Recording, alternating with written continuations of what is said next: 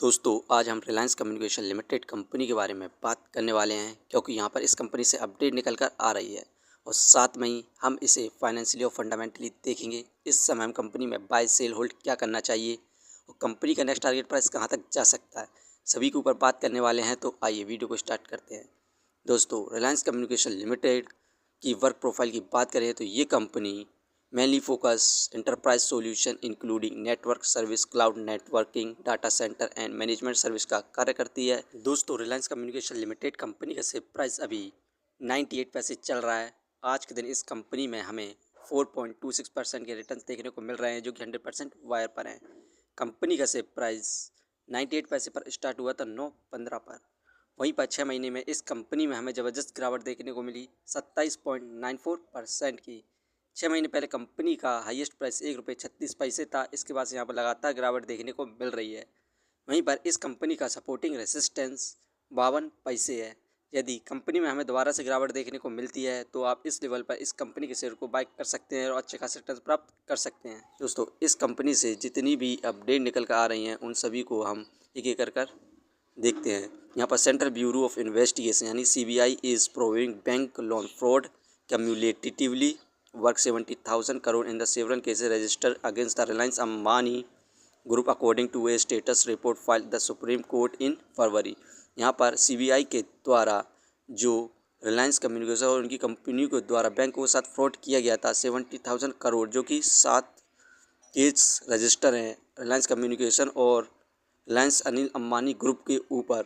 यहाँ पर इसकी जो रिपोर्ट थी वो सुप्रीम कोर्ट में जमा कर दी गई है फरवरी के महीने में। तो हमें फ्यूचर में इस कंपनी में ज़बरदस्त गिरावट देखने को मिल सकती है, लेकिन अभी फ़िलहाल के लिए शॉर्ट टर्म में अच्छे खासे रिटर्न देखने को मिलने वाले हैं। दोस्तों यहीं पर इस कंपनी का जो Q3 रिजल्ट है, इसकी परफॉर्मेंस की बात करें तो हमें नेट लॉस देखने को मिला था इस क्वार्टर -2,767 करोड़ का। रिवेन्यू में ईयरली बेसिस पर हमें डिक्लाइन देखने को मिला 28.71% का। इस समय रिवेन्यू 72 करोड़ हुआ है। वहीं पर क्वार्टरली बेसिस पर हमें डाउनफॉल देखने को मिला रिवेन्यू में 24.21% का। इस कंपनी का जो Q3 रिजल्ट आया था उसने भी हमें निराश किया था, क्योंकि उसमें भी हमें यहाँ पर लॉस देखने को मिला था और रिवेन्यू में डिक्लाइन देखने को मिला था। यही कारण है कि कंपनी में हमें लगातार गिरावट देखने को मिलती है। इस कंपनी को आप फाइनेंशियली भी देख सकते क्वार्टरली बेसिस पर। तो दिसंबर में 2,779 करोड़ का लॉस हुआ, मार्च में इंक्रीज़ हुआ 2,502 करोड़ हुआ, जून में लॉस इंक्रीज़ हुआ 2,560 करोड़ हुआ, सितंबर में लॉस इंक्रीज़ हुआ 2,701 करोड़ हुआ, दिसंबर में लॉस इंक्रीज़ हुआ 2,767 करोड़ हुआ। यहाँ पर ये कंपनी क्वार्टरली बेसिस पर लॉस इंक्रीज़ होता जा रहा है और ये कंपनी बैंकरप्ट कंपनी भी है। तो हमें लॉन्ग टर्म में इस कंपनी में ज़बरदस्त गिरावट देखने को मिलने वाली है।